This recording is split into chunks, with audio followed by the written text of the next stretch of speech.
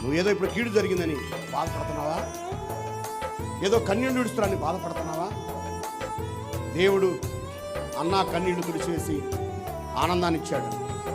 యూదులు కన్నీళ్లు తుడిచివేసి సంతోషాన్ని ఇస్తే వారిని బట్టి అనేక మంది ప్రభువును నమ్ముకున్నారు. అనేక మంది దేవుళ్ళకి రావస్తున్నారు. ఒకవేళ నీ సంసారంలో భర్త వల్ల ఇబ్బందులు కలిగి నా బ్రతికింతేలే, నా బ్రతుకు నేను ఎప్పుడు ఇలా కన్నీళ్లు కాలుస్తూనే ఉండాలా అనుకుంటున్నావా?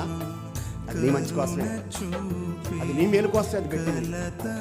అయితే నీ భార్యను బట్టి వేధింపులకు గురైపోతున్నావా?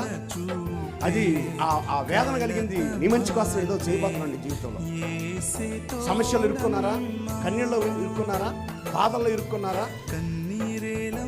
నీ పరిస్థితులు తారుమారైపోయినా? మనోదుఖంలో ఉన్నావా?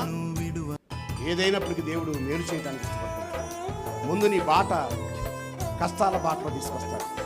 ఆ కష్టాల నుంచి దేవుడు ఉన్నత స్థితిలో దేవుడు నడిపించవాలి. కీడు పక్కన మీద నీ కుటుంబానికి నీ కీడు జరిగిందేమో, నువ్వు కీడులో నడుస్తున్నావేమో, నష్టాలు నడుస్తున్నావో, ఆర్థిక పరిస్థితులు నడుస్తున్నావో, అనారోగ్య పరిస్థితులు నడుస్తున్నావో, పెడలేని స్థితిలోనే ఉన్నాయేమో, అవమానం పొందుతున్నారేమో, గొడ్రాలు అంటున్నారేమో, రకరకాల మాటలు నేర్పిస్తున్నారు. కానీ దేవుడు ఒకరోజు గొప్ప కార్యం ప్రార్థన